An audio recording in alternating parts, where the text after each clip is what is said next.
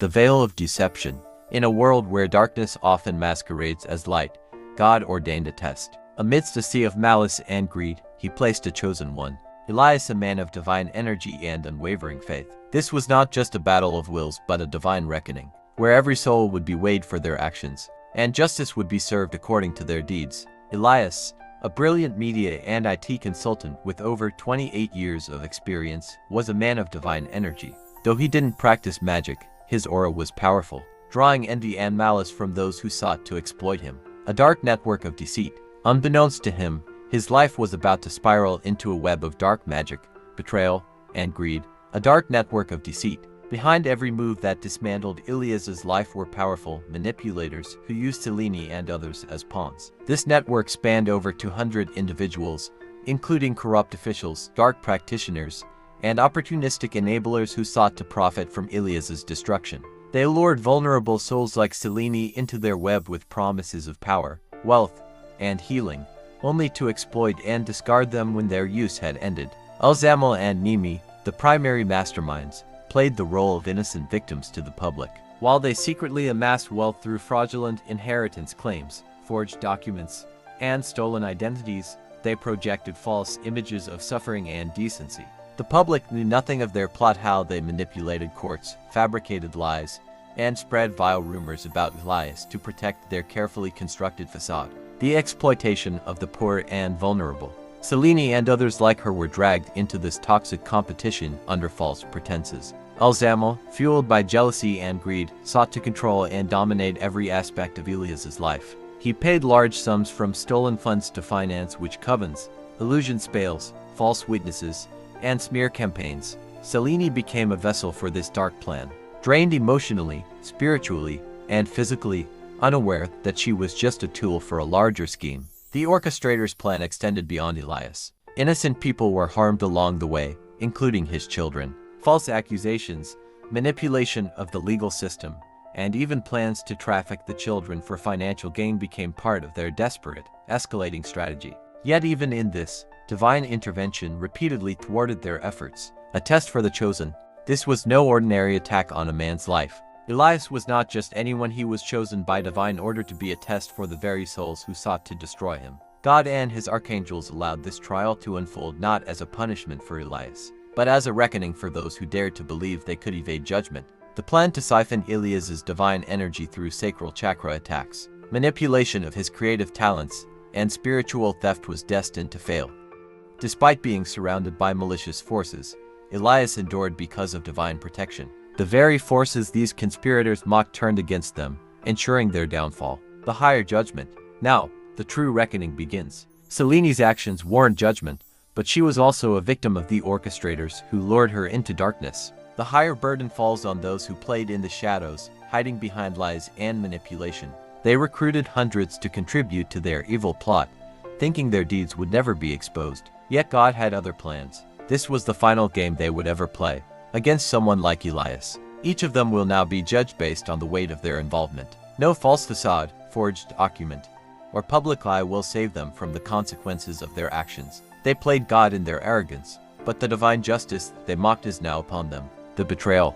Elias's downfall began with his ex-partner, Mimi, a covert narcissist with a lack of morals and self-respect. She was easily swayed by Elzamal, a dark practitioner from the land of mosaic, pottery, and textiles, who infiltrated their lives under the guise of helping Mimi secure a job at a company.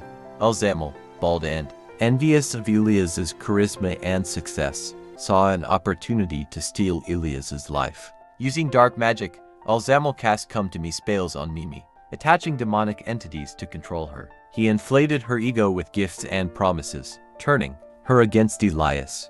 Together, they hatched a plan to steal Elias's inheritance and assets. Claiming the wealth was locked in Beirut after the devastating blast. The smear campaign. Elzamal and Mimi launched a relentless smear campaign against Elias. They forged documents, spread lies about drug addiction and mental illness, and even produced a fake death certificate and life insurance policy in Elias's name. They manipulated Elias's children, turning them against him, and forced his daughter to make false claims of abuse in court. To further tarnish his reputation, they created fake profiles on dating sites, posting and spreading explicit images and claiming Elias was a male prostitute. The lies were endless, and the emotional toll on Elias was crushing. The Dark Alliance, desperate to maintain control, Elzamal and Mimi recruited Selena, a dark practitioner from the land of Oryxes. Selena promised to ensure Elias would not make it out alive in exchange for a hefty payment. She brought her mother and sister into the fold, forming a cult of dark witches and warlocks dedicated to destroying Elias. Selena's methods were sinister. She astral projected into Elias's life, draining his sacral and root chakra energy to stifle his creativity and vitality. She cast confusion spells and hexes, blocking his third eye and leaving him mentally and emotionally depleted. The near-death experience. The final blow came when Lucian, a secondary practitioner and hitman, was hired to unalive Elias. During the attempt, Elias had a near-death experience indeed.